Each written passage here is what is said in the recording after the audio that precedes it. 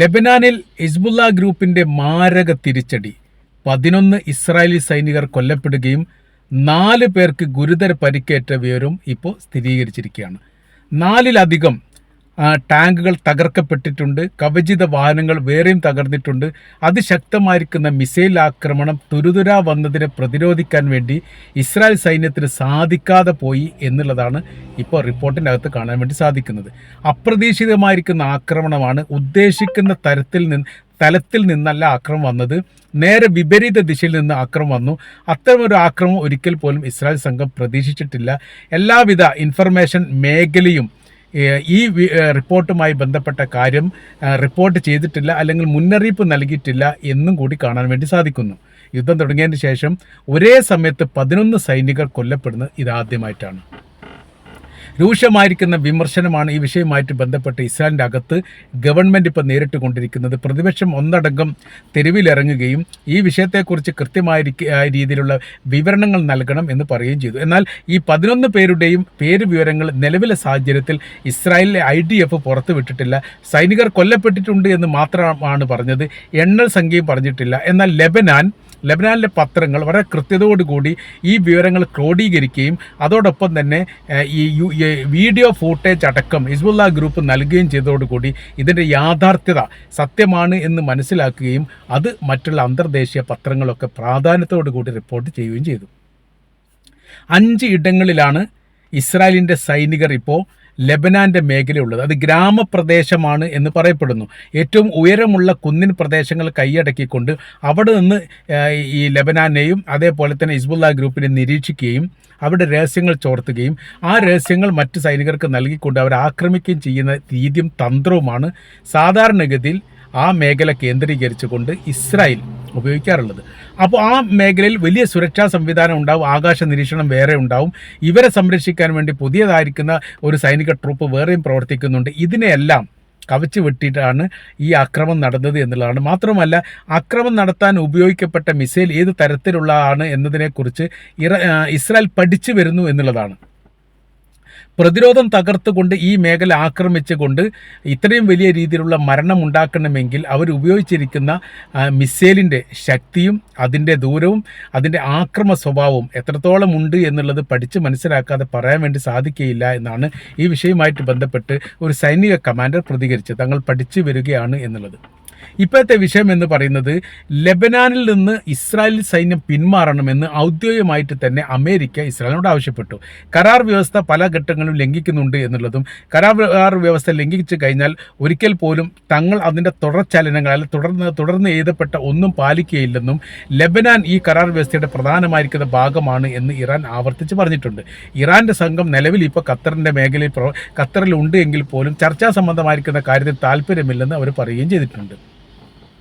അപ്പോൾ ഏറെക്കുറെ അമേരിക്ക ഇവിടെ കുടുങ്ങിയിരിക്കുന്ന ഒരു പ്രത്യേക സാഹചര്യമാണ്. അപ്പോൾ ഇസ്രായേൽ പ്രധാനമന്ത്രി ബെഞ്ചമിൻ നെതന്യാഹുവിനോട് തന്നെ അമേരിക്കൻ പ്രസിഡന്റ് ഡൊണാൾഡ് ട്രംപ് നേരിട്ട് പറഞ്ഞിരിക്കുന്ന കാര്യം, നിങ്ങൾ എന്ത് ചെയ്യണം, ആ ലെബനാൻ്റെ മേഖലയിൽ നിന്ന് പിന്മാറണം, ആക്രമണ രീതികൾ അവസാനിപ്പിക്കണം. അങ്ങനെ അവിടെ സ്വതന്ത്രമായിരിക്കുന്ന ഒരു സംവിധാനം ഇല്ലെങ്കിൽ മിഡിൽ ഈസ്റ്റിനെയും അതേപോലെ തന്നെ പേർഷ്യൻ മേഖലയൊക്കെ സാരമായിട്ട് ബാധിക്കും. അറേബ്യൻ മേഖല മാത്രമല്ല, ലോകത്താകമാനമുള്ള രാജ്യത്തെ ഈ വിഷയവുമായിട്ട് ബന്ധപ്പെട്ട് ഇപ്പോൾ ബാധിച്ചിരിക്കുന്നു. അതിൻ്റെ തുടർചലനങ്ങൾ ഭാവിയിൽ ഉണ്ടാകും എന്നുകൂടി ട്രംപ് പറഞ്ഞിട്ടുണ്ട്. വളരെ ലളിതമായ രീതിയിലും വളരെ കഠിനമായ രീതിയിലും വളരെ മോശപ്പെട്ട വാക്കുകൾ പ്രയോഗിച്ചുകൊണ്ടും പറഞ്ഞിട്ടുണ്ട് എന്നുള്ളതാണ്. സാധാരണഗതിയിൽ ബഹുമാനത്തോടു കൂടിയാണ് ട്രംപ് നെതന്യാഹുവിനെ സംബോധന ചെയ്യാറുള്ളത്.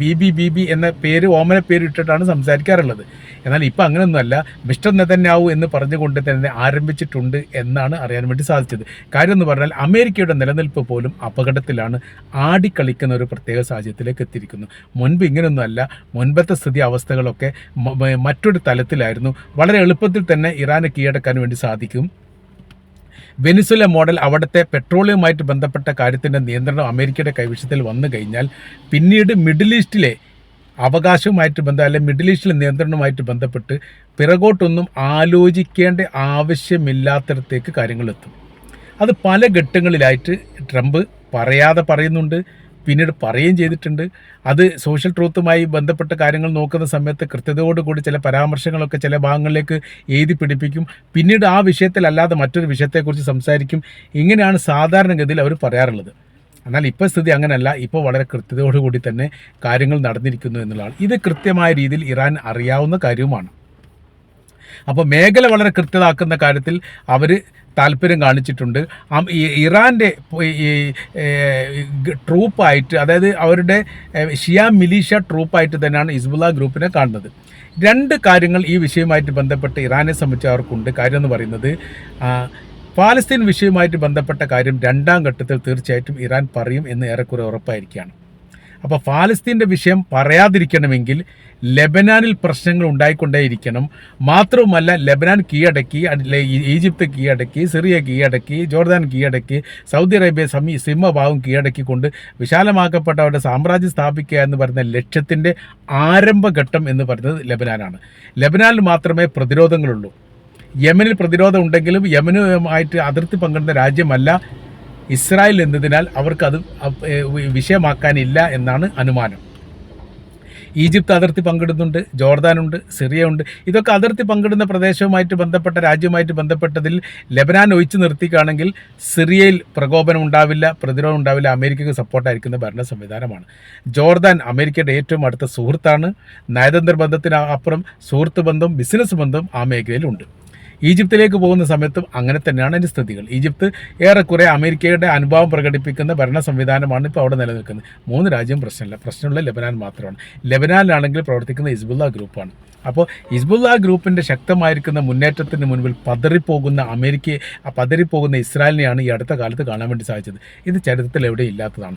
ഇപ്പോഴത്തെ സ്ഥിതി കാര്യങ്ങളെന്ന് പറഞ്ഞാൽ, അവിടെ നിന്ന് പിന്മാറിയിട്ടില്ലെങ്കിൽ അമേരിക്ക സാമ്പത്തിക പാക്കേജ് എല്ലാം നിർത്തുമെന്നുള്ളതും, ഓരോരോ വർഷവും ബജറ്റിൽ പ്രത്യേകമായിരിക്കുന്ന പാക്കേജ് ഇസ്രായേലിന് വേണ്ടി പ്രഖ്യാപിക്കാറുണ്ട്. അതിന് ഉണ്ടാവില്ല എന്നൊരു മുന്നറിയിപ്പ് കൂടി ഇസ്രായേൽ നൽകിയിരിക്കുന്നു. ആ കാര്യത്തിൽ വലിയ രീതിയിലുള്ള ഭയപ്പാടിലാണ് ഇസ്രായേൽ. കാര്യം എന്ന് പറഞ്ഞാൽ, അമേരിക്ക കൈയൊഴിഞ്ഞാൽ ഒരു രാജ്യവും പിന്നീട് ഇസ്രായേലിനെ സഹായിക്കാൻ വേണ്ടി മുന്നോട്ട് വരില്ല. ആദ്യകാലത്തൊക്കെ ബ്രിട്ടൻ ഉണ്ടായിരുന്നു. ഒന്നാം ലോക യുദ്ധത്തോടനുബന്ധിച്ചൊക്കെ ബ്രിട്ടൻ ആയിരുന്നു വലിയ പിന്തുണ. ബ്രിട്ടൻ്റെ ഇസ്രായേലിൻ്റെ സ്വാതന്ത്ര്യം 1948 പ്രഖ്യാപിക്കുന്ന ആ കാലത്തും പിന്തുണ പൂർണ്ണമായ രീതിയിൽ ബ്രിട്ടൻ്റെതായിരുന്നു. പിന്നെ ബ്രിട്ടനെ സംരക്ഷിക്കുന്നതുമായിട്ട് ബന്ധപ്പെട്ട വലിയ രീതിയിലുള്ള ഇടപെടൽ നടത്തിയതും ബ്രിട്ടൻ തന്നെയായിരുന്നു. അപ്പോൾ അമേരിക്ക അങ്ങനെ രംഗത്തേക്ക് വന്നിട്ടില്ല. പിന്നീട് 1960-70 കാലഘട്ടത്തിൽ എത്തിയതോട് കൂടിയിട്ടാണ് അമേരിക്കയും ഇസ്രായേലും തമ്മിൽ അങ്ങനെ ബന്ധങ്ങൾ ഉണ്ടാകുന്നത്. 1967 അറബ് ഇസ്രായേൽ യുദ്ധത്തോടു കൂടി അത് പൂർണ്ണമാവുകയും ചെയ്തു. ഇപ്പോഴത്തെ നിലവിൽ ഈ ബ്രിട്ടൻ എന്ന് പറയുന്ന രാജ്യത്തെ സൃഷ്ടിച്ച ഇസ്രായേൽ എന്ന് പറയുന്ന രാജ്യത്തെ സൃഷ്ടിച്ച ബ്രിട്ടനെ സംബന്ധിച്ചിടത്തോളം ഇപ്പോൾ ഇസ്രായേലിനെതിരാണ്. പാലസ്തീൻ രാജ്യമായിട്ട് അംഗീകരിക്കുകയും ഇസ്രായേലിനെതിരെ ശക്തമായിരിക്കും നിലപാടെടുക്കുകയും ചെയ്ത രാജ്യം കൂടിയാണ് ബ്രിട്ടൻ. ആ തരത്തിലാണ് ആ കാര്യങ്ങൾ പോകുന്നത്. എന്നാൽ അമേരിക്ക നേരെ തിരിച്ചാണ്. അമേരിക്ക 100% ഇസ്രായേലിനോടൊപ്പമായിരുന്നു ഇതുവരെ. എന്നാൽ ഇസ്രായേൽ എന്ന് പറയുന്ന രാജ്യത്തിൻ്റെ സംരക്ഷണത്തിന് വേണ്ടിയിട്ട് ഇറാനെതിരെ യുദ്ധം പ്രഖ്യാപിച്ച അമേരിക്കയെ സംബന്ധിച്ചിടത്തോളം അവരിപ്പോൾ വല്ലാത്ത രീതിയിൽ വിഷണ്ണമായിരിക്കുന്ന സ്ഥിതിയാണ്. അവരുടെ നിലനിൽപ്പിൻ്റെ അടിത്തറ പോലും ഇളകിപ്പോയിരിക്കുന്നു എന്നുള്ളതും, അറേബ്യൻ രാജ്യങ്ങളടക്കമുള്ള മിഡിൽ ഈസ്റ്റ് രാജ്യങ്ങളും അതോടൊപ്പം തന്നെ മറ്റ് യൂറോപ്യൻ രാജ്യങ്ങളും അമേരിക്കയുമായിട്ട് അകന്നുകൊണ്ടിരിക്കുന്നു എന്ന് പറഞ്ഞാൽ നിസ്സാരമായിട്ട് കാണാൻ വേണ്ടി സാധിക്കില്ല. അതിൻ്റേതായിരിക്കുന്ന പ്രയാസ ബുദ്ധിമുട്ടുകൾ നിലവിൽ അമേരിക്ക അനുഭവിക്കുന്നു. അതുകൊണ്ട് തന്നെയാണ് യുദ്ധവിരാമവുമായിട്ട് ബന്ധപ്പെട്ട് ഇറാനേക്കാളേറെ ശക്തമായ രീതിയിൽ സംസാരിക്കുന്നത് എല്ലാ കാലത്തും അമേരിക്കയാണ് എന്നുള്ളതാണ്. അപ്പോൾ ഇറാനെ സംബന്ധിച്ചിടത്തോളം ഇപ്പോൾ വളരെ കൃത്യതയോടുകൂടി ഈ രാഷ്ട്രീയവും യുദ്ധവുമായിട്ട് ബന്ധപ്പെട്ട വിഷയങ്ങളും വളരെ കൃത്യതയോടുകൂടി പഠിക്കുകയും മനസ്സിലാക്കുകയും ചെയ്തതിൻ്റെ അടിസ്ഥാനത്തിൽ ഇപ്പോൾ ഇസ്രായേലിനെ കീഴടക്കുക എന്ന് പറയുന്നത് സിമ്പിളായിരിക്കുന്ന കാര്യമാണ്. അത്ര വലിയ കനമുള്ള വിഷയമൊന്നുമല്ല എന്ന് അവർക്ക് ബോധ്യപ്പെട്ടതിൻ്റെ അടിസ്ഥാനത്തിലുള്ള വലിയ മുന്നേറ്റം അവർ നടത്തുന്നു. അതിൻ്റെ ഭാഗമായിട്ട് എന്ത് ചെയ്യുന്നുണ്ട്, ഈ മേഖല ഒരിക്കൽ പോലും ഇസ്രായേൽ പിടിമുറക്കരുത് എന്ന നിർബന്ധമുള്ള രാജ്യമാണ് ഇറാൻ എന്ന് പറയുന്നത്. അതുകൊണ്ട് തന്നെ വലിയ രീതിയിൽ ആയുധങ്ങൾ ഹിസ്ബുള്ള ഗ്രൂപ്പിന് കൈമാറും ചെയ്യുന്നത് ഈ ഇറാനാണ് എന്ന് പല ഘട്ടങ്ങളിലായിട്ട് ഇസ്രായേൽ പറഞ്ഞിട്ടുണ്ട്. അതൊരു യാഥാർത്ഥ്യവുമാണ്. സാമ്പത്തിക രംഗത്തും സൈനിക രംഗത്തും ആയുധ രംഗത്തും വലിയ രീതിയിലുള്ള സഹായങ്ങൾ നൽകുന്നുണ്ട്. അതിന് ഇറാൻ പറഞ്ഞിരിക്കുന്ന ഒരു കാര്യമുണ്ട്, അമേരിക്കയ്ക്ക് ഇസ്രായേലിനെ സഹായിക്കാൻ പറ്റുമെങ്കിൽ എന്തുകൊണ്ട് ഇറാന് ലെബനാനെ സഹായിക്കാൻ വേണ്ടി പറ്റില്ല? ഒന്ന് പറ്റുമെന്നും ഒന്ന് പറ്റില്ല എന്ന് പറയുന്നത് രീതികൾ ശരിയല്ല എന്ന് കൂടി പറയുന്നു. അപ്പോൾ സൈനികരുടെ ഈ മരണങ്ങൾ ഇസ്രായേലിനെ സംബന്ധിച്ചിടത്തോളം വലിയ ആഘാതം ഉണ്ടായിരിക്കുന്നു. മൊത്തത്തിൽ അവർക്ക് സൈനികരുടെ ഷോർട്ടേജ് ഉണ്ട്.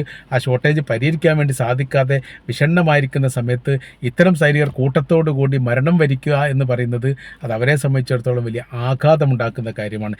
ഇതിനെ അതിജീവിക്കുക എങ്ങനെയാണ് എന്നുള്ള കാര്യത്തിൽ ഇപ്പോഴും ഒരു ഏകോപനം ഉണ്ടാക്കിയിട്ടില്ല. പരമാവധി സൈനികർ മരണപ്പെട്ടിട്ടില്ല, അല്ലെങ്കിൽ ഒറ്റപ്പെട്ട മരണം മാത്രമേ ഉണ്ടായിട്ടുള്ളൂ എന്നൊക്കെ ആദ്യ ഘട്ടത്തിലൊക്കെ പറഞ്ഞു നിർത്തിയിരുന്നു.